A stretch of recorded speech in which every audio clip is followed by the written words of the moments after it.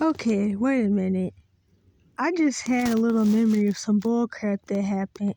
And so I have to do a part 2 to the last video, which I think I titled Homeless Industrial System Part 3, but I needed to change this to part 4 anyway because it technically would be more of a part 4, even though the other videos I made about this probably aren't titled that and don't have part 1 and all that. But anyway, probably will still change it to something else. But I totally forgot to mention that like a month ago or whatever, my case manager had came to me and she was like, I tried to bill your medical insurance, but I guess it didn't work because I was doing it under a different name or something like that, because due to the situation I was in and all the age stuff. Well, yeah, really due to the fact that you can't do anything under 18.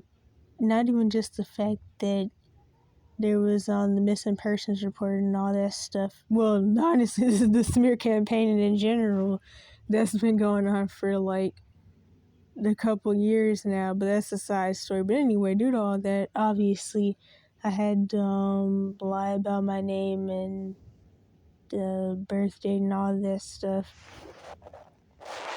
And so my case manager came to me and she was like, oh, I already said that part. Okay, wait a minute, because I'm kind of zoning out like usual. Yeah, she was trying to bill my medical insurance for her services. And I'm just thinking, what services? You're barely here. I don't talk to you because we really don't even have anything to talk about. Because as everyone should know, there is no real help, to be honest. And like I mentioned in the other video, I can't even get people to do the bare minimum. In fact, I don't even remember if I even mentioned the mail thing. Did I mention that? I don't even know if I did, so I'll mention it now. Because this is another crappy thing with case managers, or really just these systems in general, and there not being any real help. So, due to the fact, I think I did mention this, but I'll say it again. Due to the fact that I'm at school and the scheduling works the way it does for the mail, I simply asked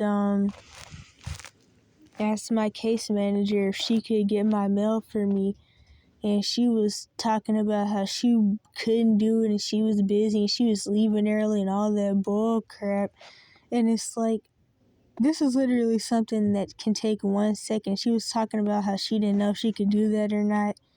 And it's like, if people can come in here with letters saying that their friend said they could get their mail and there's no way to even prove that the friend even really wrote the letter, then I know for a fact you could get my mail for me and put it in my pallet, since I'm not going to be at the shelter because I'm going to be gone the whole time that the mailroom is open.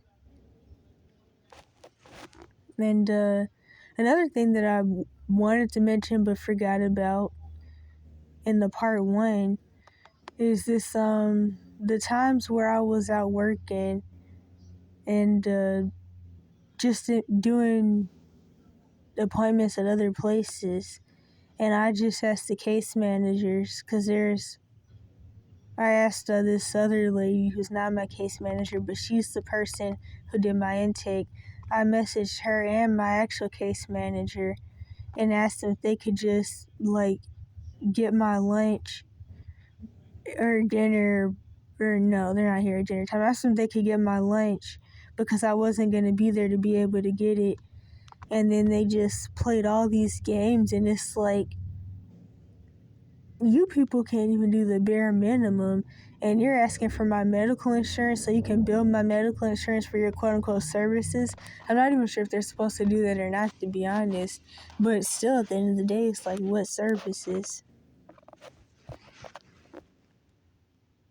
And it's like, I already can't even get medical insurance to pay for Jack, and then you're trying to do you're trying to build them, and it's like, I mean, is that gonna make things worse for me begging for medical, well, not even begging for medical treatment, I'm not even doing that.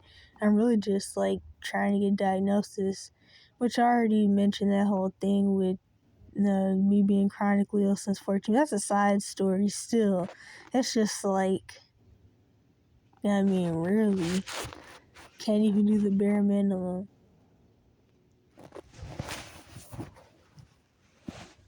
But all more the reason why I kept saying I didn't want to be dragged into the shelter in the first place, and I only agreed due to the fact that things were kind of drifty since my tent had collapsed and flooded during the tropical storms. And I mean, there isn't even heat or air conditioning here, so I guess me mentioning the fact that it was cold and I didn't have a sleeping bag wouldn't really make a difference, because I mean, the same sleeping bag I'm using in here, I was using out there. What really helped was I was busking at Costco trying to sell my art, and somebody was nice enough to give me some blankets, and then those really helped. And that's still what I use now.